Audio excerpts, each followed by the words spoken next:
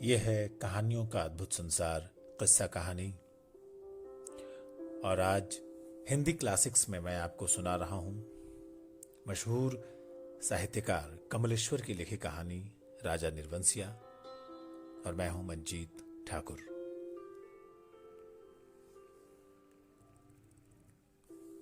एक राजा निर्वंशिया थे।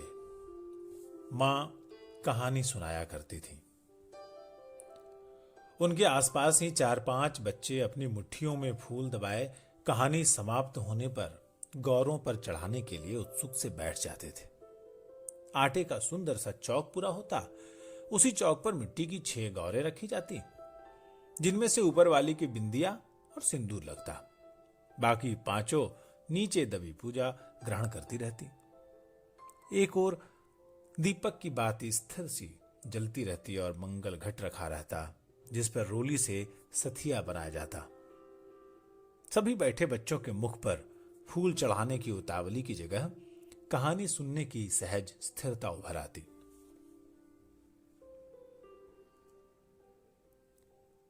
एक राजा निर्वंशिया थे। मां सुनाया करती थी। उनके राज में बड़ी खुशहाली थी। सब बरन के लोग अपना अपना कामकाज देखते थे। कोई दुखी नहीं दिखाई पड़ता था। राजा के एक लक्ष्मी सी रानी थी, चंद्रमा सी सुंदर और राजा को बहुत प्यारी। राजा राजकाज देखते और सुख से रानी के महल में रहते। मेरे सामने मेरे ख्यालों का राजा था राजा जगपति। तब जगपति से मेरी दांत काटी दोस्ती थी। दोनों मिडिल स्कूल में पढ़ने जाते। दोनों एक से घर के थे, इसलिए बराबरी की निभती भी थी। मैं मैट्रिक पास करके एक स्कूल में नौकर हो गया और जगपति कस्बे के ही वकील के यहां मुहर्रिर। जिस साल जगपति मुहर्रिर हुआ उसी वर्ष पास के गांव में उसकी शादी हुई। पर ऐसी हुई कि लोगों ने तमाशा बना देना चाहा। लड़की वालों का कुछ विश्वास था कि शादी के बाद लड़की की विदाई नहीं होगी, ब्याह हो जाएगा और 7वीं भावर तब पड़ेगी जब पहली विदा की सायत होगी और तभी लड़की अपनी ससुराल जाएगी। जगपति की पत्नी थोड़ी बहुत पढ़ी लिखी थी, पर घर की लीक को कौन बैठे।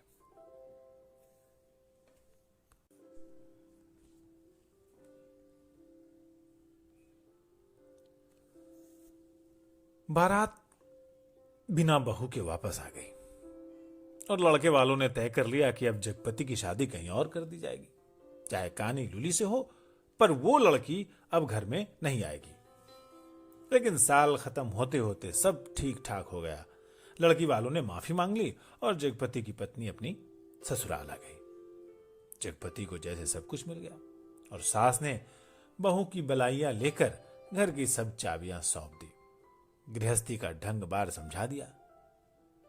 जगपति की मां न जाने कब से आस लगाए बैठी थी। उन्होंने आराम की सांस ली। पूजा पाठ में समय कटने लगा। दोपहरियां दूसरे घरों के आंगन में बीतने लगी। पर सांस का रोग था उन्हें। सो एक दिन उन्होंने अपनी अंतिम घड़ियां गिनते हुए चंदा को पास बुलाकर समझाया था, बेटा, जगपति बड़े लाड़ प्यार का बला है। जब से तुम्हारे ससुर नहीं रहे तब से इसके छोटे छोटे हठ को पूरा करती रही हूं। अब तुम ध्यान रखना। लेकिन रुक कर उन्होंने कहा था, जगपति किसी लायक हुआ है तो रिश्तेदारों की आंखों में करकने लगा है। तुम्हारे बाप ने ब्याह के वक्त नादानी की जो तुम्हें विदा नहीं किया। मेरे दुश्मन देवर जेठों को मौका मिल गया, तुम्हार खड़ा कर दिया कि अब विदा करवाना, नाक कटवाना है। जगपति का ब्याह क्या हुआ, उन लोगों की छाती पर सांप लौट गया। सोचा घर की इज्जत रखने की आड़ लेकर रंग में भंग कर दे। अब बेटा, इस घर की लाज तुम्हारी लाज है। आज को तुम्हारे ससुर होते तो भला। कहते कहते मां की आंखों में आंसू आ गए और वो जगपति की देखभाल उसे सौंप कर सदा के लिए मौन हो गई।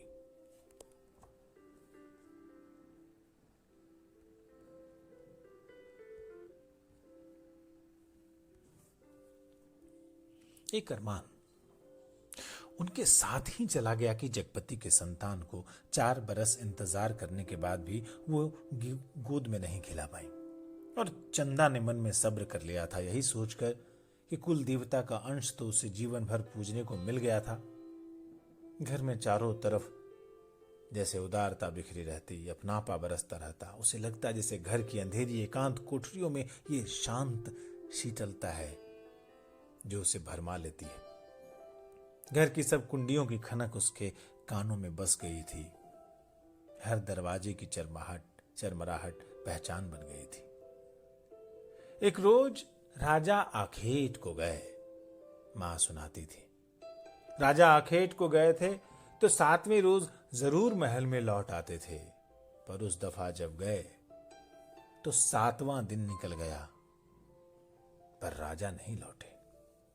रानी को बड़ी चिंता हुई। रानी एक मंत्री को साथ लेकर खोज में निकली और इसी बीच जगपति को रिश्तेदारी की एक शादी में जाना पड़ा।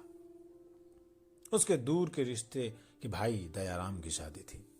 कहा गया था कि 10वें दिन जरूर वापस आ जाएगा, पर 6ठे दिन ही खबर मिली कि बारात घर लौटने पर दयाराम के घर डाका पड़ गया।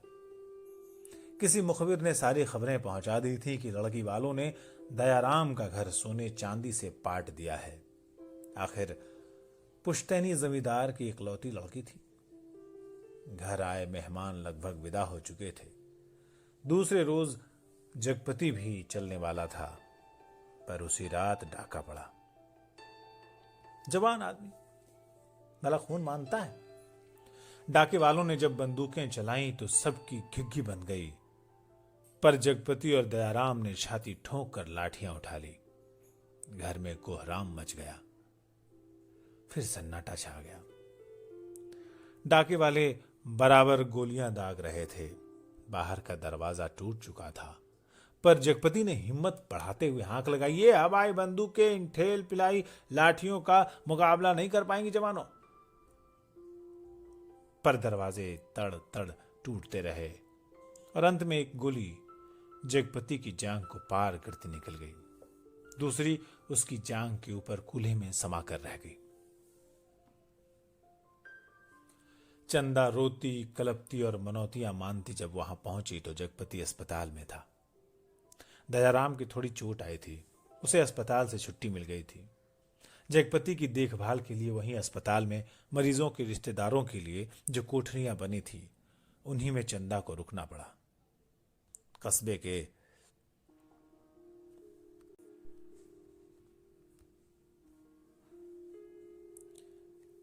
के अस्पताल से दयाराम का गांव 4 कोस पड़ता था। दूसरे तीसरे वहां से आदमी आते जाते रहते। ये सामान की जरूरत होती पहुंचा जाते, पर धीरे धीरे उन लोगों ने खबर लेना छोड़ दिया। एक दिन में ठीक होने वाला घाव तो था नहीं। जांघ की हड्डी चटक गई थी और कूल्हे में ऑपरेशन से 6 इंच गहरा घाव था। कस्बे का अस्पताल था। कंपाउंडर ही मरीजों की देखभाल रखते। बड़ा डॉक्टर तो नाम के लिए था या कस्बे के बड़े आदमियों के लिए। छोटे लोगों के लिए तो कंपाउंडर साहब ही ईश्वर के अवतार थे। मरीजों की देखभाल करने वाले रिश्तेदारों की खाने पीने की मुश्किलों से लेकर मरीज की नब्ज तक संभालते थे। छोटी सी इमारत में अस्पताल आबाद था।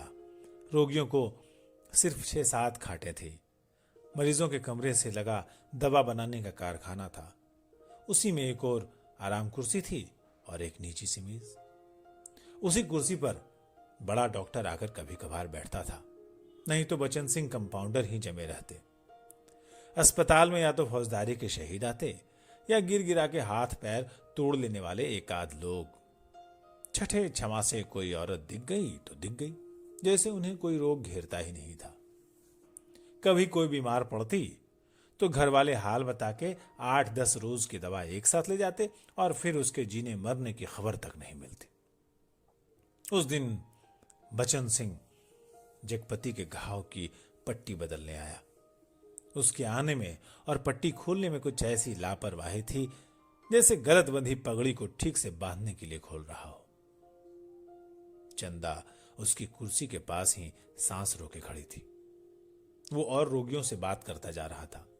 इधर मिनट भर को देखता, फिर जैसे अभ्यस्त से उसके हाथ अपना काम करने लगते। पट्टी एक जगह खून से चिपक गई थी। जगपति बुरी तरह कराह उठा। चंदा के मुंह से चीख निकल गई। बचन सिंह ने सतर्क होकर देखा तो चंदा मुंह में धोती का पल्ला खोसे अपनी भयातुर आवाज दबाने की चेष्टा कर रही थी। जगपति एक बारगी मछली सा तड़प कर रह गया। बचन सिंह की उंगलियां थोड़ी सी थरथराएं कि उसकी बाह पर टप से चंदा का आंसू चू पड़ा। बचन सिंह सिहर सा गया और उसके हाथों की अभ्यस्त निठुराई को जैसे किसी मानवीय कोमलता ने धीरे से छू दिया। आहों, कराहों, दर्द भरी चीखों और चटकते शरीर के जिस वातावरण में रहते हुए भी वो बिल्कुल अलग रहता था, फोड़ों को पके आम सा दबा देता था, खाल को आलू सा छील देता था, उसके मन से जिस दर्द का एहसास उठ गया था वो उसे आज फिर हुआ और वो बच्चे की तरफ फूंक फूंक कर पट्टी को नम करके खोलने लगा।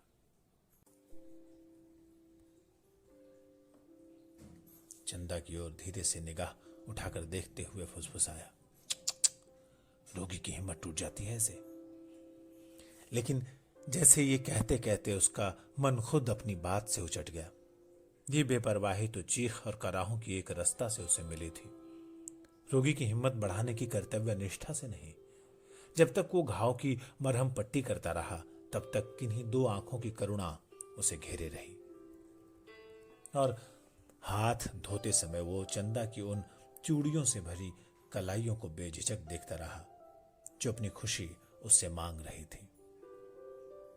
चंदा पानी डालते जा रही थी और बचन सिंह हाथ धोते धोते उसकी कलाइयों, हथेलियों और पैरों को देखता जा रहा था। दवाखाने की ओर जाते हुए उसने चंदा को हाथ से इशारे से बुलाकर कहा, दिल छोटा मत करना, जांग का घाव तो 10 रोज में भर जाएगा, कूल्हे का घाव जरूर कुछ दिन लेगा। अच्छी से अच्छी दवाई दूंगा। दवाइयां तो ऐसी हैं कि मुर्दे को चंगा कर दे, पर हमारे अस्पताल में नहीं आती। फिर भी तो किसी दूसरे अस्पताल से नहीं आ सकती वो दवाइयां? चंदा ने पूछा। आ तो सकती हैं, पर मरीज को अपना पैसा खर्चना पड़ता है उसमें, बचन सिंह ने कहा था। चंदा चुप रह गई तो बचन सिंह के मुंह से अनायास ही निकल पड़ा, किसी चीज की जरूरत हो तो मुझे बताना। रही दवाइयां सो कहीं ना कहीं से इंतजाम करके ला दूंगा। महकमे से मंगाएंगे तो आते अवाते महीनों लग जाएंगे। शहर के डॉक्टर से मंगवा दूंगा, ताकत की दवाइयों की बड़ी जरूरत है उन्हें। अच्छा, देखा जाएगा, कहते हुए वो रुक गया। चंदा से कृतज्ञता भरी नजरों से उसे लगा जैसे आंधी में उड़ते पत्ते को कोई अटकाव मिल गया हो। आकर वो जगपति की खाट से लगकर बैठ गई, उसकी हथेली को लेकर सहलाती रही, नाखूनों को अपने पोरों से दबाती रही। धीरे धीरे बाहर अंधेरा बढ़ चला था। बचन सिंह तेल की एक लालटेन लाकर मरीजों के कमरे के कोने में रख गया। चंदा ने जगपति की कलाई दाबते दाबते धीरे से कहा, कंपाउंडर साहब कह रहे थे, और इतना कहकर वो जगपति का ध्यान आकृष्ट करने के लिए चुप हो गई। क्या कह रहे थे? जगपति ने अनमने स्वर में कहा, कुछ ताकत की दवाइयां तुम्हारे लिए जरूरी हैं, मैं जानता हूं, पर देखो चंदा, चादर के बराबर ही पैर फैलाए जा सकते हैं। हमारी औकात इन दवाइयों की नहीं है।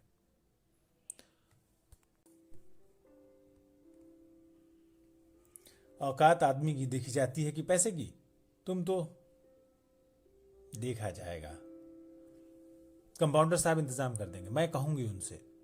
नहीं चंदा, उधार खाते से मेरा इलाज नहीं होगा, चाहे 1 के 4 दिन लग जाए। इसमें तो तुम नहीं जानती, कर्ज कोढ़ का रोग होता है। एक बार लगने से तन तो गलता ही है, मन भी रोगी हो जाता है। लेकिन कहते कहते वो रुक गई। जगपति अपनी बात की टेक रखने के लिए दूसरी ओर मुंह घुमा कर लेटा रहा और तीसरे रोज जगपति के सिरहाने कई ताकत की दवाइयां रखी थी और चंदा के ठहरने वाली कोठरी में उसके लेटने के लिए खाट भी पहुंच गई थी।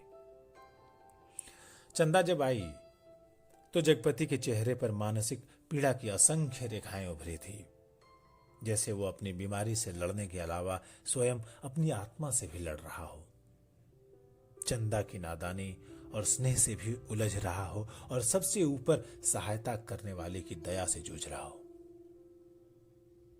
चंदा ने देखा तो ये सब सह नहीं पाई। उसके जी में आया कि कह दिया, क्या आज तक तुमने कभी किसी से उधार पैसे नहीं लिए? पर वो तो खुद तुमने लिए थे और तुम्हें मेरे सामने स्वीकार नहीं करना पड़ा था, इसलिए लेते झिझक नहीं लगी। लेकिन आज मेरे सामने उसे स्वीकार करते तुम्हारा झूठा पौरुष तिल मिलाकर जाग पड़ा है। पर जगपति के मुख पर बिखरी हुई पीड़ा में जिस आदर्श की गहराई थी, वो चंदा के मन में चोर की तरह घुस गई और बड़ी स्वाभाविकता से उसने माथे पर हाथ फेरते हुए कहा कि दवाइयां किसी की मेहरबानी नहीं है, मैंने हाथ का कड़ा बेचने को दे दिया था, उसी से आई है, मुझसे पूछा तक नहीं। और जगपति ने कहा और जैसे खुद मन की कमजोरी को दाव गया, कड़ा बेचने से तो अच्छा था कि बचन सिंह की दया ही ओढ़ ली जाती। और उसे हल्का सा पछतावा भी था कि नाहक वो रौ में आकर बड़ी बड़ी बातें कह जाता है और ज्ञानियों की तरह सीख दे जाता है। और जब चंदा अंधेरा होते उठकर अपनी कोठरी में सोने के लिए जाने की हुई तो कहते कहते ये बात दबा गई कि बचन सिंह ने उसके लिए खाट का इंतजाम भी कर दिया है। कमरे से निकली तो सीधी कोठरी में गई और हाथ का कड़ा लेकर सीधे दवाखाने की ओर चली गई, जहां बचन सिंह अकेला डॉक्टर की कुर्सी पर आराम से टांगे फैलाए लैंप की पीली रोशनी में लेटा था। जगपति का व्यवहार चंदा को लग गया था और यह भी कि वह क्यों बचन सिंह का एहसान अभी से लाद ले। पति के लिए जेवर की कितनी औकात है। वो बेधड़क सी दवाखाने में घुस गई। दिन की पहचान के कारण उसे कमरे की मेज, कुर्सी और दवाओं की अलमारी की स्थिति का अनुमान था। वैसे कमरा अंधेरा ही पड़ा था, क्योंकि लैंप की रोशनी केवल अपने वृत्त में अधिक प्रकाशवान होकर कोनों के अंधेरे को और भी घनीभूत कर रही थी। बचन सिंह ने चंदा को घुसते ही पहचान लिया। वो उठकर खड़ा हो गया। चंदा ने भीतर कदम तो रख दिया था, पर सहसा सहम गई, जैसे वो किसी अंधेरे कुएं में अपने आप कूद पड़ी हो। ऐसा कुआं जो निरंतर पतला होता गया है और जिसमें पानी की गहराई पाताल की परतों तक चली गई हो, जिसमें पड़कर वो नीचे धंसती चली जा रही हो। नीचे अंधेरा, एकांत, घुटन, पाप। बचन सिंह अवाक ताकता रह गया और चंदा ऐसे वापस लौट पड़ी जैसे किसी काले पिशाच के पंजों से मुक्ति मिली हो। बचन सिंह के सामने क्षण भर में सारी परिस्थिति कौंध गई और उसने वहीं से बहुत संयत आवाज में जबान को दबाते हुए जैसे वायु में स्पष्ट ध्वनित कर दिया, चंदा। वो आवाज इतनी बेआवाज थी और निरर्थक होते हुए भी इतनी सार्थक थी कि उस खामोशी में अर्थ भर गया। चंदा रुक गई। बचन सिंह उसके पास आकर रुक गया। सामने का घना पेड़ स्तब्ध खड़ा था। उसकी काली परछाई की परिधि जैसे एक बार फैलकर उसे अपने वृत्त में समेट लेती और दूसरे ही क्षण मुक्त कर देती। दवाखाने का लैंप सहसा भभक कर रुक गया और मरीजों के कमरे से एक कराह की आवाज दूर मैदान के दूसरे छोर तक जाकर डूब गई। चंदा ने वैसे ही नीचे ताकते हुए अपने को संयत करते हुए कहा, यह कड़ा तुम्हें देने आई थी, तो वापस क्यों चली जा रही थी? चंदा चुप। और 2 क्षण रुक कर उसने अपने हाथ का सोने का कड़ा धीरे से उसकी ओर बढ़ा दिया, जैसे देने का साहस न होते हुए भी ये काम आवश्यक था। बचन सिंह की उसकी सारी काया को एक बार देखते हुए अपनी आंखें उसके सिर पर जमा दी। उसके ऊपर पड़े कपड़े के पार नरम चिकनाई से भरे लंबे लंबे बाल थे, जिनकी भाप सी महक फैलती जा रही थी। वो धीरे से बोला, लाओ। चंदा ने कड़ा उसकी ओर बढ़ा दिया। कड़ा हाथ में लेकर वो बोला, सुनो। चंदा ने प्रश्न भरी नजरें उसकी ओर उठा दी। उनमें झांकते हुए अपने हाथ से उसकी कलाई पकड़ते हुए उसने वो कड़ा उसकी कलाई में पहना दिया। चंदा चुपचाप कोठरी की ओर चल दी और बचन सिंह दवाखाने की ओर। कालिख बुरी तरह बढ़ गई थी और सामने खड़े पेड़ की काली परछाई गहरी पड़ गई थी। दोनों लौट गए थे, पर जैसे उस कालिख में कुछ रह गया था, छूट गया था। दवाखाने का लैंप जो जलते जलते एक बार भभका था, उसमें तेल न रह जाने के कारण बत्ती की लौ बीच से फट गई थी। उसके ऊपर धुएं की लकीरें बल खाती सांप की तरह अंधेरे में विलीन हो जाती थी। सुबह जब चंदा जगपति के पास पहुंची और बिस्तर ठीक करने लगी तो जगपति को लगा कि चंदा बहुत उदास थी।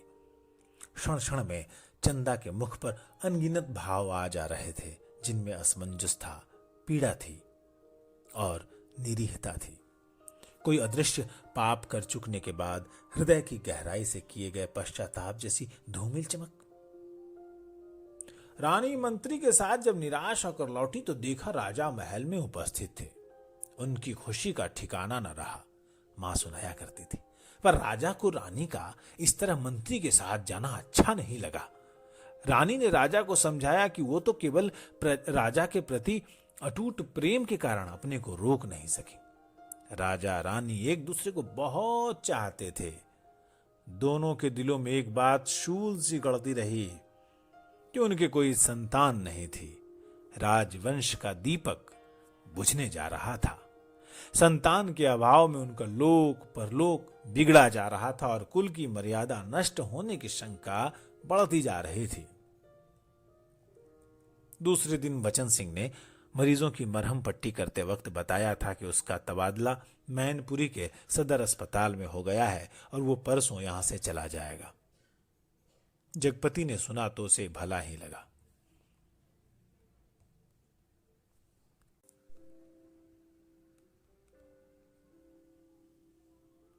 आए दिन रोग घेरे रहते हैं।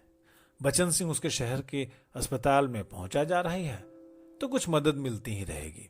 आखिर वो ठीक तो होगा ही, और फिर मैनपुरी के सिवा कहां जाएगा। पर दूसरे ही क्षण उसका दिल अकथ भारीपन से भर गया। पता नहीं क्यों चंदा के अस्तित्व का ध्यान आते ही उसे इस सूचना में कुछ ऐसे नुकीले कांटे दिखाई देने लगे जो कि उसके शरीर में किसी भी समय चुभ सकते थे, जरा सा बेखबर होने पर बींध सकते थे। और तब उसके सामने आदमी के अधिकार की लक्ष्मण रेखाएं धुएं की लकीर की तरह कांप कर मिटने लगी और मन में छुपे हुए संदेह के राक्षस बाना बदलकर योगी के रूप में घूमने लगे। और 15-20 रोज बाद जब जगपति की हालत सुधर गई तो चंदा उसे लेकर घर लौट आई। जगपति चलने फिरने लायक हो गया था। घर का ताला जब खोला तब रात झुक आई थी और फिर उनकी गली में शाम से ही अंधेरा झरना शुरू हो जाता था। पर गली में आते ही उन्हें लगा कि जैसे वनवास काटकर राजधानी लौटे हों। नुक्कड़ पर ही जमुना सुनार की कोठरी में सुरही फिंक रही थी, जिसके दराजदार दरवाजों से लालटेन की रोशनी की लकीर झांक रही थी और कच्ची तंबाकू का धुआं रुंधी गली के मुहाने पर बुरी तरह भर आया था। सामने ही मुंशी जी अपनी जिंगला खटिया के गड्ढे में कुप्पी के मध्यम प्रकाश में खसरा खतौनी बिछाए मीजान लगाने में मशगूल थे। जब जगपति के घर का दरवाजा खड़का तो अंधेरे में उसकी चाची ने अपने जंगले से देखा और वहीं से बैठे बैठे अपने घर के भीतर ऐलान कर दिया, राजा निर्वंशी अस्पताल से लौट आए हैं, कुलमा भी आई हैं। ये शब्द सुनकर घर के अंधेरे बरोठे में घुसते ही जगपति हाँफ कर बैठ गया। झुंझलाकर चंदा से बोला, अंधेरे में क्या मेरे हाथ पैर तुड़वाओगी? भीतर जाकर लालटेन जला लाओ ना। तेल नहीं होगा इस वक्त, जरा ऐसे ही काम। तुम्हारे कभी कुछ नहीं होगा, न तेल न। कहते कहते जगपति एकदम चुप रह गया और चंदा को लगा कि आज पहली बार जगपति ने उसके व्यर्थ मातृत्व पर इतनी गहरी चोट कर दी जिसकी गहराई की उसने कभी कल्पना नहीं की थी। दोनों खामोश बिना एक बात किए अंदर चले गए।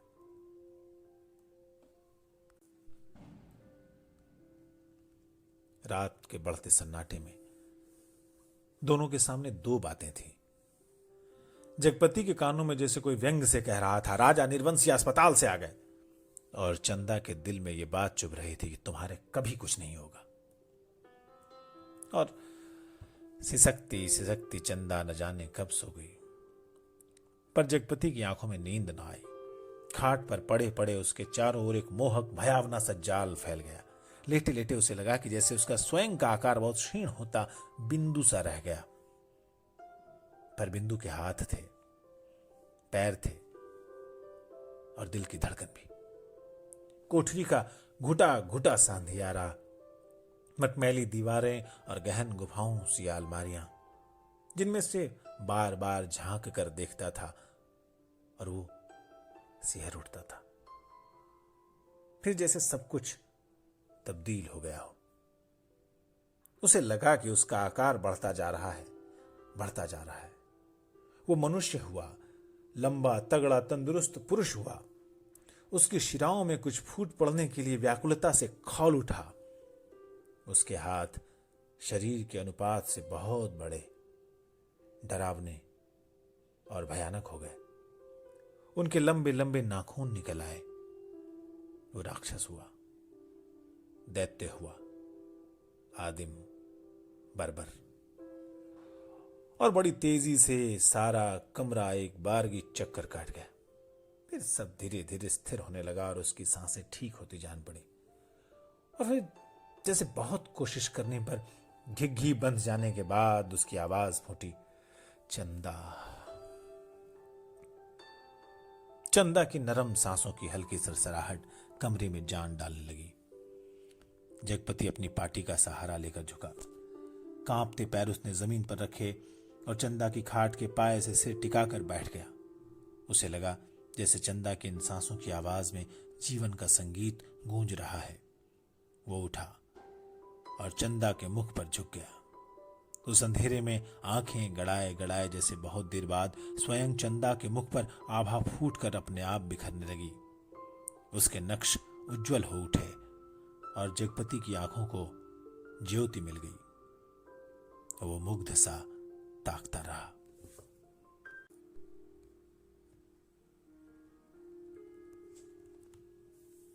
चंदा के बिखरे बाल, जिनमें हाल के जन्मे बच्चे के गफुआरों बालों जैसी महक थी, दूध की कचाइंद, शरीर के रस की सी मिठास और स्नेह सी चिकनाहट, और वो माथा जिस पर बालों के पास तमाम छोटे छोटे नरम नरम नरम से रोए, रेशम से, और उस पर कभी लगाई गई सिंदूर की बिंदी का हल्का मिटा हुआ सा आभास। नन्हे नन्हे निर्द्वंद सोए पलक और उनकी मासूम सी कांटों की तरह बरौनियां, और सांस में घुलकर आती वो आत्मा की निष्कपट आवाज की लय। फूल की पंखुड़ी से पतले पतले होठ और उन पर पड़ी अछूती रेखाएं, जिनमें सिर्फ दूध सी महक। उसकी आंखों के सामने ममता सी छा गई, केवल ममता, और उसके मुख से अस्फुट शब्द निकल गया, बच्ची। डरते डरते उसके बालों की एक लट को बड़े जतन से उसने हथेली पर रखा और उंगली से उस पर जैसे लकीरें खींचने लगा। उसे लगा जैसे कोई शिशु उसके अंक में आने के लिए छटपटाकर निराश होकर सो गया हो। उसने दोनों हथेलियों को पसार कर उसके सिर को अपनी सीमा में भर लेना चाहा कि कोई कठोर चीज उसकी उंगलियों से टकराई। जैसे होश में आ गया वो। बड़े सहारे से उसने चंदा के सिर के नीचे टटोला। एक रूमाल में बंधा कुछ उसके हाथ में आ गया। अपने को संयत करता वो वहीं जमीन पर बैठ गया। उसी अंधेरे में उस रूमाल को खोला तो जैसे सांप सूंघ गया उसे। चंदा के हाथों के दोनों सोने के कड़े उसमें लिपटे थे, और तब उसके सामने सब सृष्टि धीरे धीरे टुकड़े टुकड़े होकर बिखरने लगी। यह कड़े तो चंदा बेचकर उसका इलाज कर रही थी, और वे सब दवाइयां और ताकत के टॉनिक। उसने तो कहा था ये दवाइयां किसी की मेहरबानी नहीं है, मैंने हाथ के कड़े बेचने को दे दिए थे। पर उसका गला बुरी तरह सूख गया।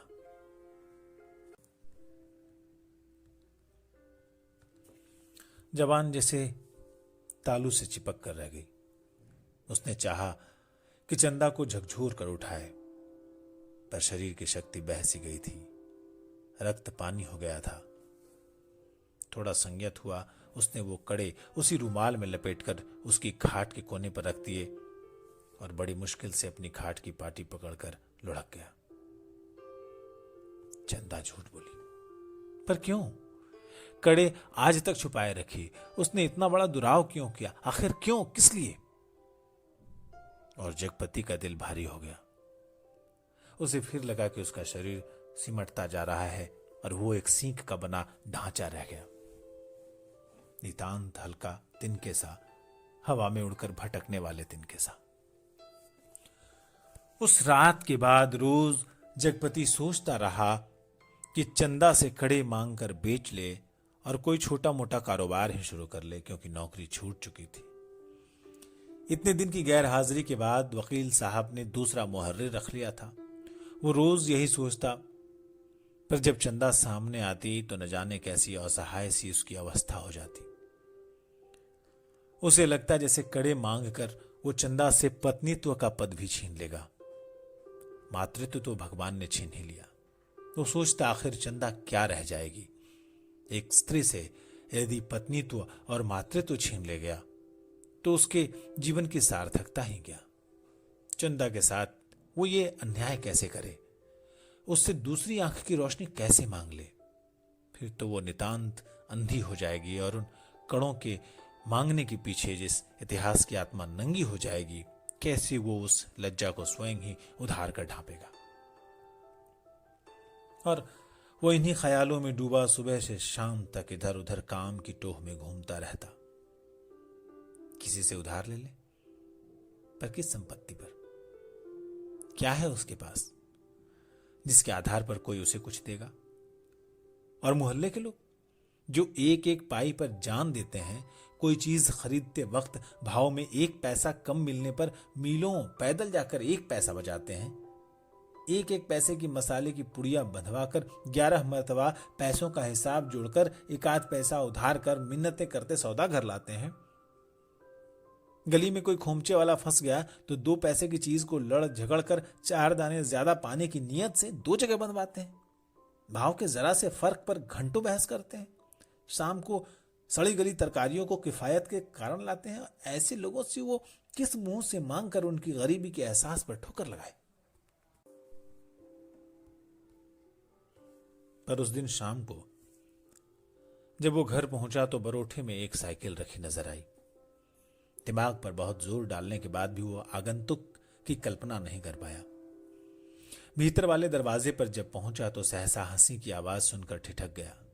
उस हंसी में एक अजीब सा उन्माद था। और उसके बाद चंदा का स्वर, अब आते ही होंगे, बैठिए ना 2 मिनट और अपनी आंख से देख लीजिए और उन्हें समझाते जाइए कि अभी तंदुरुस्ती इस लायक नहीं कि जो दिन दिन भर घूमना बर्दाश्त कर सके। हाँ भाई, कमजोरी इतनी जल्दी नहीं मिट सकती, ख्याल नहीं करेंगे तो नुकसान उठाएंगे। कोई पुरुष स्वर था ये। जगपति असमंजस में पड़ गया। वो एकदम भीतर घुसे, इसमें क्या अर्ज है? पर जब उसने पैर उठाए तो वे बाहर जा रहे थे। बाहर बरोठे में साइकिल को पकड़ते ही उसे सूझ आई। वहीं से जैसे अनजान बनता बड़े प्रयत्न से आवाज को खोलता चला, अरे चंदा, ये किसकी साइकिल है? कौन मेहरबान? चंदा उसकी आवाज सुनकर कमरे से बाहर निकलकर जैसे खुशखबरी सुना रही थी। अरे अपने कंपाउंडर साहब आए हैं, खोजते खोजते आज घर का पता पाए हैं, तुम्हारे इंतजार में बैठे हैं। कौन? बचन सिंह? अच्छा अच्छा, वही तो मैं कहूं कि भला कौन? कहता जगपति पास पहुंचा और बातों में इस तरह उलझ गया जैसे उसने सारी परिस्थिति स्वीकार कर ली हो। बचन सिंह जब फिर आने की बात कहकर चला गया तो चंदा ने बहुत अपनेपन से जगपति के सामने बात शुरू की। जाने कैसे कैसे आदमी होते हैं। क्यों, क्या हुआ? कैसे होते हैं आदमी? जगपति ने पूछा। इतनी छोटी जान पहचान में तुम मर्दों के घर में न रहते बैठकर घुस सकते हो अंदर? तुम तो उल्टे पैरों लौट जाओगे। चंदा कहकर जगपति के मुख पर कुछ इच्छित प्रतिक्रिया देख सकने के लिए गहरी निगाहों से ताकने लगी।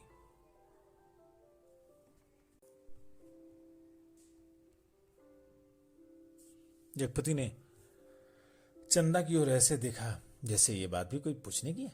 बोला, बचन सिंह अपनी तरह का आदमी है, अपनी तरह का अकेला होगा, पर कहते कहते चंदा रुक गई। आड़े वक्त काम आने वाला आदमी है, लेकिन उससे फायदा उठा सकना जितना आसान है उतना, मेरा मतलब है कि जिससे कुछ लिया जाएगा उसे दिया भी जाएगा। जगपति ने आंखें दीवार पर गड़ाते हुए कहा, और चंदा उठकर चली गई। उस दिन के बाद बचन सिंह लगभग रोज ही आने जाने लगा। जगपति उसके साथ इधर उधर घूमता भी रहता। बचन सिंह के साथ वो जब तक रहता अजीब सी घुटन उसके दिल को बांध लेती, और तभी जीवन की तमाम विषमताएं भी उसकी निगाहों के सामने उभरने लगी। आखिर वो स्वयं एक आदमी है, बेकार। ये माना कि उसके सामने पेट पालने की कोई इतनी विकराल समस्या नहीं। वो भूखों नहीं मर रहा है, जाड़े में कांप नहीं रहा है, पर उसके 2 हाथ पैर हैं, शरीर का पिंजरा है जो कुछ मांगता है, कुछ। और वो सोचता कि ये कुछ क्या है? सुख? शायद हां, शायद नहीं। वो तो दुख में भी जी सकने का आदी है, अभावों में जीवित रह सकने वाला आश्चर्यजनक कीड़ा है। तो फिर वासना? शायद हां, शायद नहीं। चंदा का शरीर लेकर उसने उस क्षणिकता को भी देखा है। तो फिर धन? शायद हां, शायद नहीं। उसने धन के लिए अपने को खपाया है, पर वो भी तो उस अदृश्य प्यास को बुझा नहीं पाया। तो फिर क्या? वो कुछ क्या है जो उसकी आत्मा में नासूर सा रिश्ता रहता है, अपना उपचार मांगता है? शायद काम। हां, यही, बिल्कुल यही, जो उसके जीवन की घड़ियों को निपट सूना न छोड़े, जिसमें वो अपनी शक्ति लगा सके, अपना मन डुबो सके, अपने को सार्थक अनुभव कर सके, जिसमें सुख हो या दुख, रक्षा हो या सुरक्षा, शोषण हो या पोषण। उसे सिर्फ काम चाहिए, करने के लिए कुछ चाहिए। यही तो उसकी प्रकृत आवश्यकता है, पहली और आखिरी मांग है, क्योंकि वो उस घर में नहीं पैदा हुआ जहां सिर्फ जबान हिलाकर शासन करने वाले होते हैं। वो उस घर में भी नहीं पैदा हुआ जहां सिर्फ मांग कर जीने वाले होते हैं। वो उस घर का है जो सिर्फ काम करना जानता है। काम ही जिसकी आस है, वो सिर्फ काम चाहता है, काम। और एक दिन उसकी काम धाम की समस्या भी हल हो गई। तालाब वाले ऊंचे मैदान के दक्षिण ओर जगपति की लकड़ी की टाल खुल गई। तक टंग गया। टाल की जमीन पर लक्ष्मी पूजन भी हो गया और हवन भी हुआ। लकड़ी को कोई कमी नहीं थी। गांव से आने वाली गाड़ियों को इस कारोबार में पैरे हुए आदमियों की मदद से मोल तुल करवा के वहां गिरवा दिया गया। गांठें एक और रखी गई, चैलों का चट्टा करीने से लग गया और गुद्दे चीरने के लिए डाल दिए गए। 2-3 गाड़ियों का सौदा करके टाल चालू कर दी गई। भविष्य में स्वयं पेड़ खरीदकर कटाने का तय किया गया।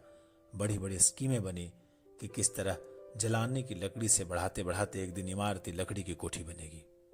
चीरने की नई मशीन लगेगी। कारोबार बढ़ जाने पर वचन सिंह भी नौकरी छोड़कर उसी में लग जाएगा और उसने महसूस किया कि वो काम में लग गया है। अब 24 घंटे उसके सामने काम है, उसके समय का उपयोग है। दिन भर में वो 1 घंटे के लिए किसी का मित्र हो सकता है, कुछ देर के लिए किसी का पति हो सकता है, पर बाकी समय, दिन और रात के बाकी घंटे, उन घंटों के अभाव को सिर्फ उसका अपना काम ही भर सकता है। और अब वो कामदार था। वो कामदार तो था, लेकिन जब टाल की उस ऊंची जमीन पर पड़े छप्पर के नीचे तखत पर वो गल्ला रखकर बैठता, सामने लगे लकड़ियों के ढेर, कटे हुए तने, पेड़ के तने और जड़ों को लुढ़का हुआ देखता, तो एक निरीहता बरबस उसके दिल को बांधने लगती। उसे लगता कि एक व्यर्थ पिशाच का शरीर टुकड़े टुकड़े करके उसके सामने डाल दिया गया है। फिर इन पर कुल्हाड़ी चलेगी और इनके रेशे रेशे अलग हो जाएंगे, और तब इनकी ठठरियों को सुखाकर किसी पैसे वाले के हाथ पर तौल कर बेच दिया जाएगा। और तब उसकी निगाहें सामने खड़े ताड़ पर अटक जाती, जिसके बड़े बड़े पत्तों पर सुर्ख गर्दन वाले गिद्ध पर फड़फड़ा कर देर तक खामोश बैठे रहते। ताड़ का काला गड़रेदार तना और उसके सामने ठहरी हुई वायु में निस्सहाय कांपती भारहीन नीम की पत्तियां चकराती झड़ती रहती। धूल भरी धरती पर लकड़ी की गाड़ियों के पहियों से पड़ी हुई लीक धुंधली सी चमक उठती और बगल वाले मूंगफली के पेंच की एक रस खरखराती आवाज कानों में भरने लगती। बगल वाली कच्ची पगडंडी से कोई गुजरकर टीले के ढलान से तालाब की नीचाई में उतर जाता, जिसके गंदले पानी में कूड़ा तैरता रहता और सूअर कीचड़ में मुंह डालकर उस कूड़े को रौंदते।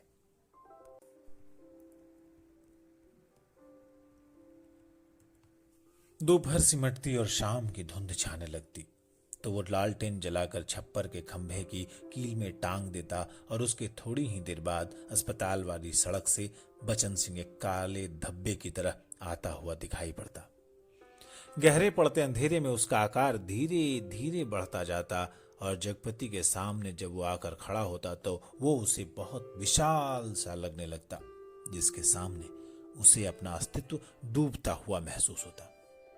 एक आध बिक्री की बातें होती और तब दोनों घर की ओर चल देते। घर पहुंचकर बचन सिंह कुछ देर जरूर रुकता, बैठता, इधर उधर की बातें करता। कभी मौका पड़ जाता तो जगपति और बचन सिंह की थाली भी साथ लग जाती। चंदा सामने बैठकर दोनों को खिलाती।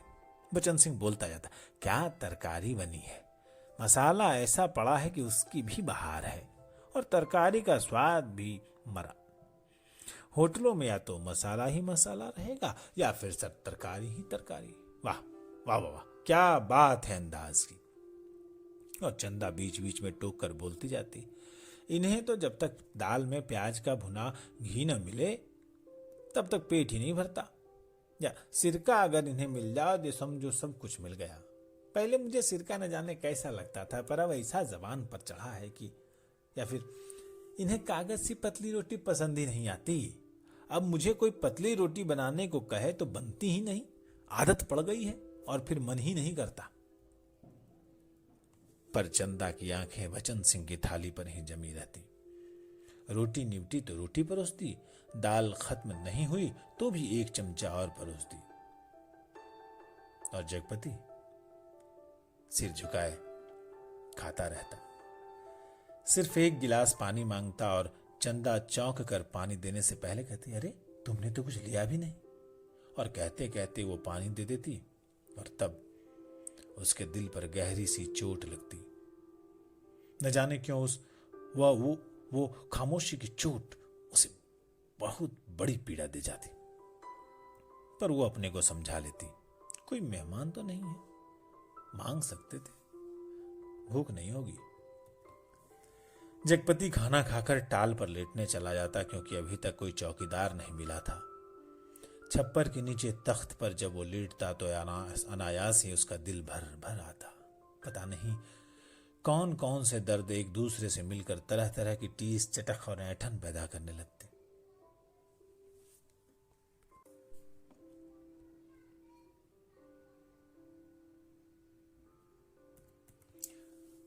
कोई एक रग दुखती तो वो सहलाता भी। जब सभी नसें चटकती हों तो कहां कहां राहत का अकेला हाथ सहलाए। लेटे लेटे उसकी निगाह ताड़ के बने उस पुख्ता कब्र पर जम जाती, जिसके सिरहाने कटीला बबूल का एकाकी पेड़ सुन्न सा खड़ा रहता, जिस कब्र पर एक पर्दानशीन औरत बड़े लिहाज से आकर सवेरे सवेरे बेला और चमेली के फूल चढ़ा जाती।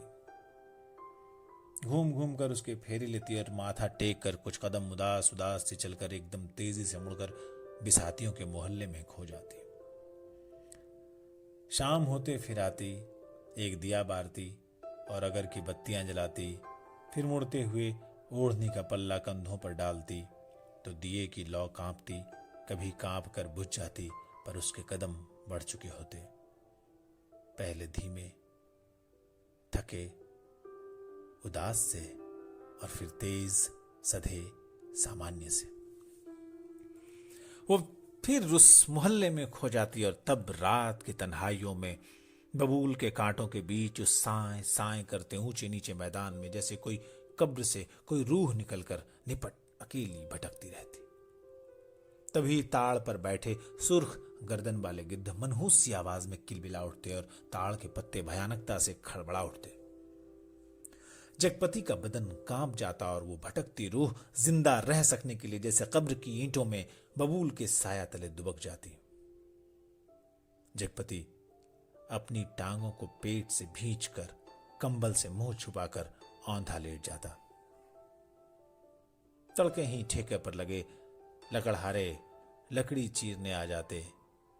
तब जगपति कंबल लपेट कर घर की ओर चला जाता।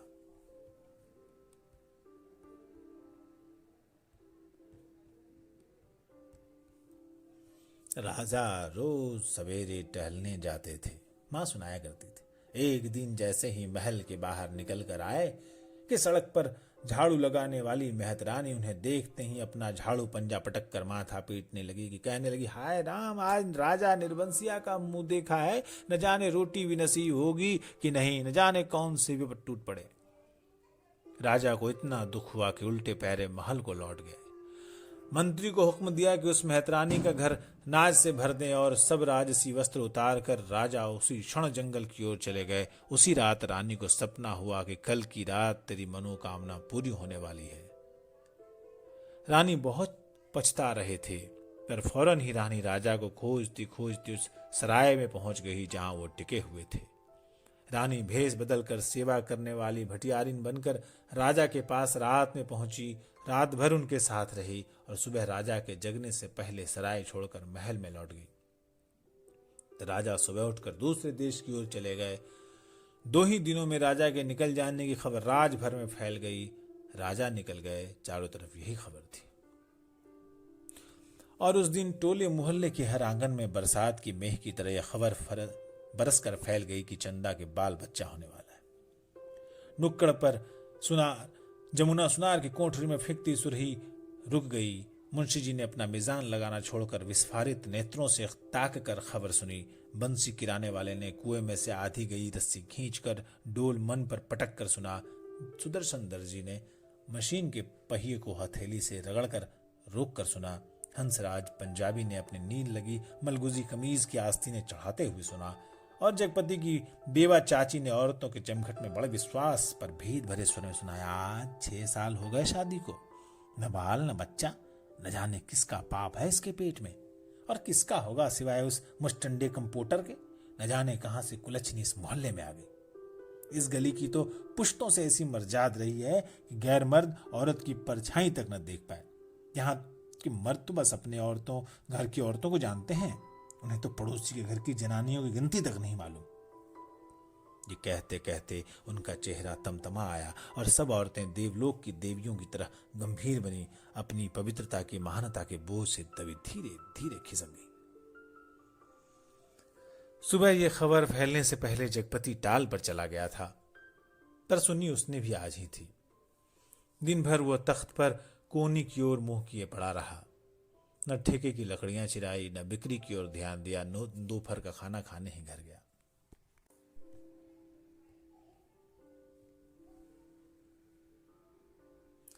जब रात अच्छी तरह फैल गई, वो हिंसक पशु की भांति उठा। उसने अपनी अंगुलियां चटकाई, मुट्ठी बांधकर बाह का जोर देखा तो नसें तनी और बाह में कठोर कंपन सा हुआ। उसने 3-4 पूरी सांसें खींची और मजबूत कदमों से घर की ओर चल पड़ा। मैदान खत्म हुआ, कंकड़ की सड़क आई, सड़क खत्म हुई, गली आई, पर गली के अंधेरे में घुसते हुए वो सहम गया, जैसे किसी ने अदृश्य हाथों से उसे पकड़कर सारा रक्त निचोड़ लिया। उसकी फटी हुई शक्ति की नस पर हिम शीतल होंठ रखकर सारा रस चूस लिया और गली के अंधेरे की हिकारत भरी कालिख और भी भारी हो गई, जिसमें घुसने से उसकी सांस रुक जाएगी, घुट जाएगी। वो पीछे मुड़ा पर रुक गया। फिर कुछ संयत होकर चोरों की तरह निशब्द कदमों से किसी तरह घर की भीतरी देहरी तक पहुंच गया। दाईं ओर की रसोई वाली दहलीज में कुप्पी टिमटिमा रही थी और चंदा अस्त व्यस्त सी दीवार से सिर टेके शायद आसमान निहारते निहारते सो गई थी। कुप्पी का प्रकाश उसके आधे चेहरे को उजागर किए जा रहा था और आधा चेहरा गहन कालीमा में डूबा दृश्य था। वो खामोशी से खड़ा ताकता रहा। चंदा के चेहरे पर नारित्व की प्रौढ़ता उसे आज दिखाई दी। चेहरे की सारी कमनीयता न जाने कहां खो गई थी। उसका अछूतापन न जाने कहां लुप्त हो गया था। फूला फूला मुख, जैसे टहनी से तोड़े फूल को पानी में डालकर ताजा किया गया हो, जिसकी पंखुड़ियों में टूटन की सुरमई रेखाएं पड़ गई हों पर भीगने से भारीपन आ गया हो। उसके खुले पैर पर उसकी निगाह पड़ी तो सूजा सा लगा, एड़ियां भरी सूजी सी और नाखूनों के पास अजब सा सूखापन। जगपति का दिल एक बार महसूस उठा। उसने चाहा कि बढ़कर उसे उठा ले, अपने हाथों से उसका पूरा शरीर छू छू कर साला कलुष पोंछ दे और उसे अपनी सांसों की अग्नि में तपाकर एक बार फिर पवित्र कर ले और उसकी आंखों की गहराई में झांक कर कहे, देवलोक से किस शापवश निर्वासित होकर तुम इधर आ गई चंदा? यह शाप तो अमिट था। तभी चंदा ने हड़बड़ा कर आंखें खोली। जगपति को सामने देखकर उसे लगा कि एकदम नंगी सी हो गई हो। अतिशय लज्जित होकर उसने अपने पैर समेट लिए, घुटनों से धोती नीचे सरकाई और बहुत संयत से उठकर रसोई के अंधेरे में खो गई। जगपति एकदम हताश हो वहीं कमरे की देहरी पर चौखट से सिर टिकाकर बैठ गया। नजर कमरे में गई तो लगा कि पराये स्वर यहां गूंज रहे हैं, जिनमें चंदा का भी एक है।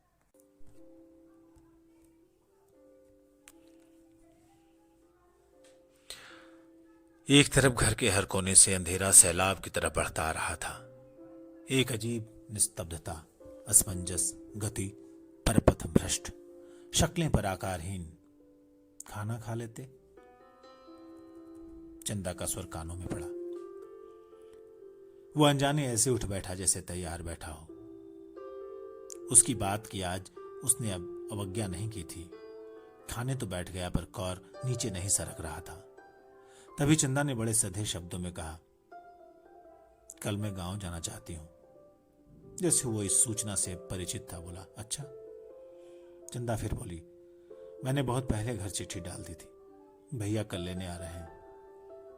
तो ठीक है, जगपति वैसे ही डूबा डूबा बोला। चंदा का बांध टूट गया और वहीं घुटनों में मुंह दबाकर कातर सी फफक फफक कर रो पड़ी। न उठ सकी न हिल सकी। जगपति क्षण भर को विचलित हुआ, पर जैसे जम जाने के लिए। उसके होठ फड़के और क्रोध के ज्वालामुखी को जबरन दबाते हुए भी वो फूट पड़ा। ये सब मुझे क्या दिखा रही है बेशरम, बेगैरत? उस वक्त नहीं सोचा था जब मेरी लाश तले?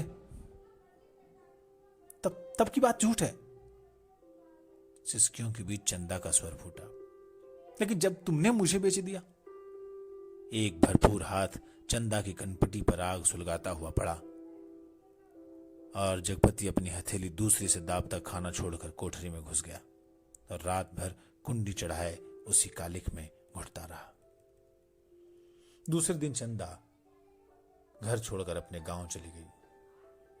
जगपति पूरा दिन और रात टाल पर ही काट देता, उसी वीराने में, तालाब के बगल में, कब्र बबूल और ताड़ के पड़ोस में। पर मन मुर्दा हो गया था। जबरदस्ती वो अपने को वहीं रोके रहता। उसका दिल होता कहीं निकल जाए, पर ऐसी कमजोरी उसके तन और मन को खोखला कर गई थी कि चाहने पर भी वो नहीं जा पाता। हिकारत भरी नजरें सहता पर वहीं पड़ा रहता। काफी दिनों बाद जब नहीं रहा गया तो एक दिन जगपति घर पर ताला लगाकर नजदीक के गांव में लकड़ी कटाने चला गया। उसे लग रहा था कि अब वो पंगु हो गया है, बिल्कुल लंगड़ा, एक रेंगता कीड़ा जिसके न आंख है, न कान, न मन, न इच्छा।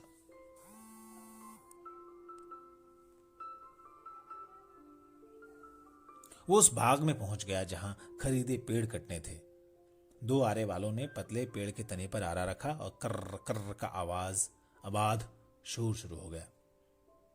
दूसरे पेड़ पर बन्ने और शकूरे की कुल्हाड़ी बज उठी और गांव से दूर उस बाग में एक लयपूर्ण शोर शुरू हो गया। जड़ पर कुल्हाड़ी पड़ती तो पूरा पेड़ थर्रा जाता।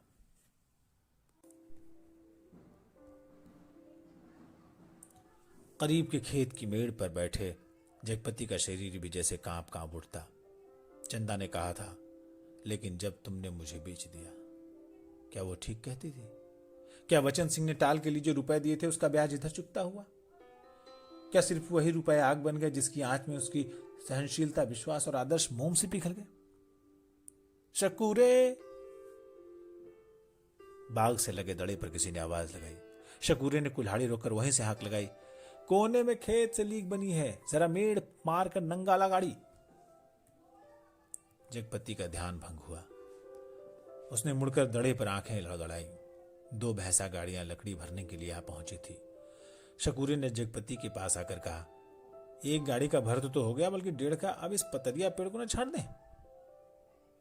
जगपति ने उस पेड़ की ओर देखा जिसे काटने के लिए शकूरे ने इशारा किया था। पेड़ की शाख हरी पत्तियों से भरी थी। वो बोला, अरे ये तो हरा है, भी छोड़ दो। हरा होने से क्या, उखड़ तो गया है, न फल का न फूल का। अब इसमें कौन फल फूल आएंगे? 4 दिन में पत्ती जुरा जाएगी। शकूरे ने पेड़ की ओर देखते हुए उस्तादी अंदाज से कहा, जैसा ठीक समझो। जगपति ने कहा और उड़कर मेड़ मेड़ पक्के कुएं पर पानी पीने चला गया। दोपहर ढलते गाड़ियां भरकर तैयार हुई और शहर की ओर रवाना हो गई। जगपति को उनके साथ आना पड़ा। गाड़ियां लकड़ी से लदी शहर की ओर चली जा रही थी और जगपति गर्दन झुकाए कच्ची सड़क की धूल में डूबा भारी कदमों से धीरे धीरे उन्हीं की बजती घंटियों के साथ निर्जीव सा बढ़ता जा रहा था। कई बरस के बाद राजा परदेश से बहुत सा धन कमाकर गाड़ी में लादकर अपने देश को लौटे। मां सुनाया करती थी, राजा की गाड़ी का पहिया महल से कुछ दूर पतेल की झाड़ी में उलझ गया। हर तरह की कोशिश की, लेकिन पहिया नहीं निकला। तब एक पंडित ने बताया कि सकट के दिन का जन्मा बालक अगर अपने घर की सुपारी लाकर इसमें छुआ दे तो पहिया निकल जाएगा। वहीं 2 बालक खेल रहे थे। उन्होंने ये सुना तो कूद कर पहुंचे और कहने लगे कि हमारी पैदाइश सकट की है, पर सुपारी तब लाएंगे जब तुम आधा धन देने का वादा करो। राजा ने बात मान ली। बालक दौड़े दौड़े घर गए, सुपारी लाकर छुआ दी और फिर घर का रास्ता बताते बताते आगे आगे चले। आखिर गाड़ी महल के सामने उन्होंने रोक ली।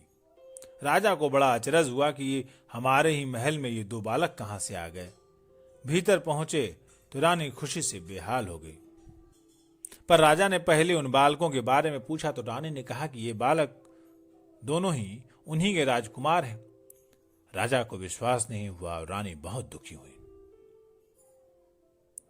गाड़ियां जब टाल पर आके लगी तो जगपति तखत पर हाथ पैर ढीले करके बैठ गया तो पगडंडी से गुजरते मुंशी जी ने उसके पास आकर बताया कि अभी उस दिन वसूली में तुम्हारे ससुराल के नजदीक गांव में जाना हुआ था तो पता लगा कि 15-20 दिन हुए चंदा के लड़का हुआ है। और फिर जैसे मोहल्ले में सुनी सुनाई बातों पर पर्दा डालते हुए बोले, भगवान के राज में देर है, अंधेर नहीं है जगपति भैया। जगपति ने सुना तो पहले उसने उसी गहरी नजरों से मुंशी जी की ओर ताका, पर वह उनके तीर का निशाना ठीक ठीक नहीं खोज पाया। पर सब कुछ सहन करते हुए बोला, देर और अंधेर दोनों है। अंधेर तो है, सरासर है, तिरिया चरित्र है, सब बड़े बड़े हार गए हैं। कहते कहते मुंशी जी रुक गए, पर कुछ इस तरह जैसे कोई बड़ी भेद भरी बात है जिसे उनकी गोल होती हुई आंखें समझा देंगी। जगपति मुंशी जी की ओर ताकता रह गया।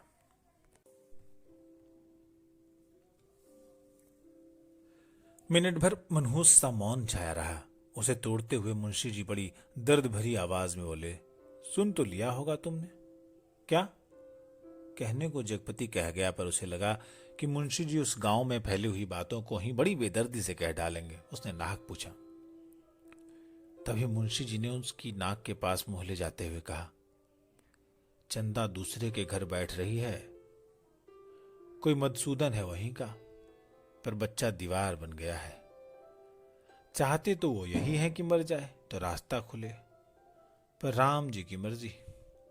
सुना है बच्चा रहते हुए भी वो चंदा को बैठाने को तैयार है। जगपति की सांस गले में अटक कर रह गई। बस आंखें मुंशी जी के चेहरे पर पथराई सी जड़ी थी। मुंशी जी बोले, अदालत से बच्चा तुम्हें मिल सकता है, अब काहे का लाज शर्म? अपना कहकर किस मुंह से मांगू बाबा? हर तरफ तो कर्ज से दबा हूं, तन से, मन से, पैसे से, इज्जत से, किसके बल पर दुनिया संजोने की कोशिश करूं? कहते कहते वो अपने में खो गया। मुंशी जी वहीं बैठ गए। जब रात झुक आई तो जगपति के साथ ही मुंशी जी भी उठे। उसके कंधे पर हाथ रखे वो उसे गली तक लाए। अपनी कोठरी आने पर पीठ सहलाकर उन्होंने उसे छोड़ दिया। वो गर्दन झुकाए गली के अंधेरे में उन्हीं ख्यालों में डूबा ऐसे चलता गया जैसे कुछ हुआ ही ना हो। पर उसके मन पर कुछ ऐसा बोझ था जो न सोचने देता था और न समझने। जब चाची की बैठक के पास से गुजरने लगा तो सहसा उसके कानों में भनक पड़ी, आ गए सत्यानाशी कुलबोरन। उसने जरा नजर उठाकर देखा तो गली की चाची भौजाइयां बैठक में जमा थी और चंदा की चर्चा छिड़ी थी। पर वो चुपचाप निकल गया। इतने दिनों बाद ताला खोला और बरोठे के अंधेरों में कुछ सूझ नहीं पड़ा तो एकाएक वो रात उसकी आंखों के सामने घूम गई जब वो चंदा के साथ अस्पताल से लौटा था। बीवा चाची का वो जहर बुझा तीर, आ गए राजा निर्बंसिया अस्पताल से, राज सत्यानाशी कुलबुरन। और स्वयं उसका वो वाक्य जो चंदा को छेद गया था, तुम्हारे कभी कुछ ना होगा। और उस रात की शिशु चंदा, चंदा का लड़का हुआ है। वो कुछ और जनती, आदमी का बच्चा न जनती। वो और कुछ भी जनती, कंकड़ पत्थर, वो नारी न बनती, बच्ची ही बनी रहती। और उस रात का शिशु चंदा।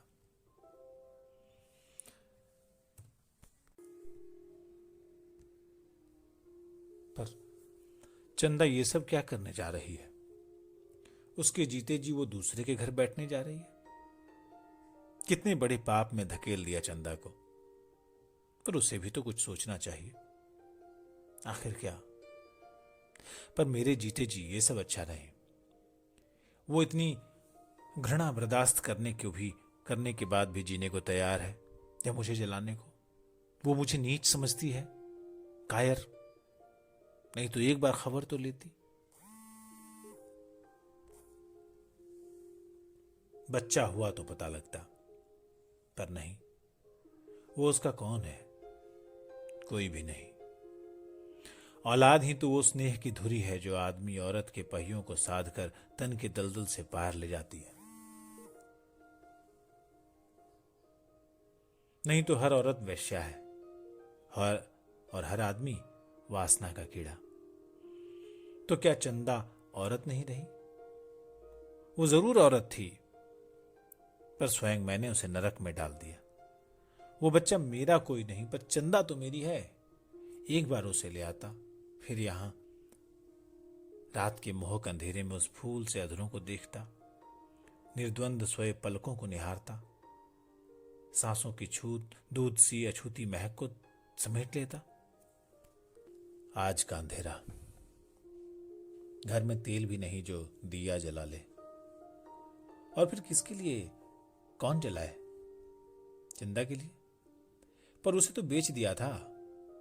सिवा चंदा के कौन सी संपत्ति उसके पास थी जिसके आधार पर कोई कर्ज देता?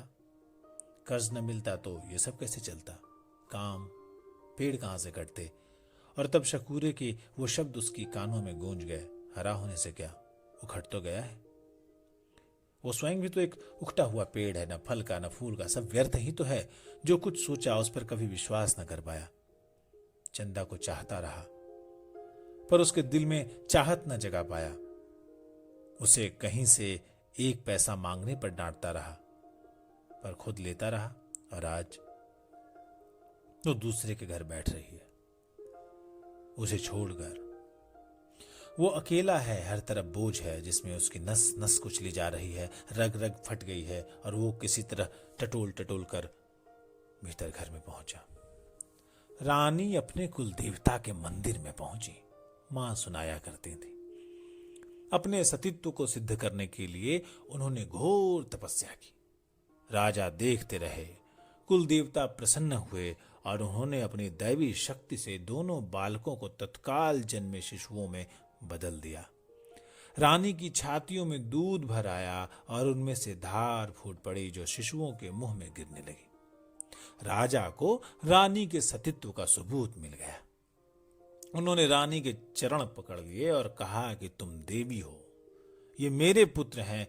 और उस दिन से राजा ने फिर से कामकाज संभाल लिया, राजकाज संभाल लिया। पर उसी रात जगपति अपना सारा कारोबार त्याग कर अफीम और तेल पीकर मर गया, क्योंकि चंदा के पास कोई दैवी शक्ति नहीं थी और जगपति राजा नहीं बचन सिंह कंपाउंडर का कर्जदार था। राजा ने 2 बातें की, मां सुनाती थी। एक तो रानी के नाम से उन्होंने बहुत बड़ा मंदिर बनवाया और दूसरे राज के नए सिक्कों पर बड़े राजकुमार का नाम खुदवा कर चालू किया, जिससे राज भर में अपने उत्तराधिकारी की खबर हो जाए। जगपति ने मरते वक्त 2 पर्चे छोड़े, एक चंदा के नाम, दूसरा कानून के नाम। चंदा को उसने लिखा था, चंदा मेरी अंतिम चाह यही है कि तुम बच्चे को लेकर चली आना। अभी 1-2 दिन मेरी लाश की दुर्गति होगी, तब तक तुम आ सकोगी। चंदा, आदमी को पाप नहीं पश्चाताप मारता है। मैं बहुत पहले मर चुका था। बच्चे को लेकर जरूर चली आना। कानून को उसने लिखा था, किसी ने मुझे मारा नहीं है, किसी आदमी ने नहीं। मैं जानता हूं कि मेरे जहर की पहचान करने के लिए मेरा सीना चीरा जाएगा। उसमें जहर है। मैंने अफीम नहीं, रुपए खाए हैं। उन रुपयों में कर्ज का जहर था, उसी ने मुझे मारा है। मेरी लाश तब तक न जलाई जाए जब तक चंदा बच्चे को लेकर ना आ जाए। आग बच्चे से दिलवाई जाए, बस। मां जब कहानी समाप्त करती थी तो आसपास बैठे बच्चे फूल चढ़ाते थे। मेरी कहानी भी खत्म हो गई, पर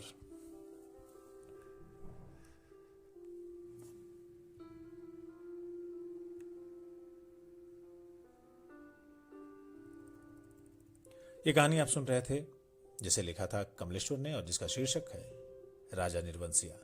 और ये जो आवाज आप सुन रहे हैं वो है मंजीत ठाकुर की। अगर ये कहानी आपको अच्छी लगी तो इस चैनल को यानी किस्सा कहानी को आप सब्सक्राइब करें। आपके सब्सक्रिप्शन से हमारा उत्साह बढ़ेगा। नमस्कार।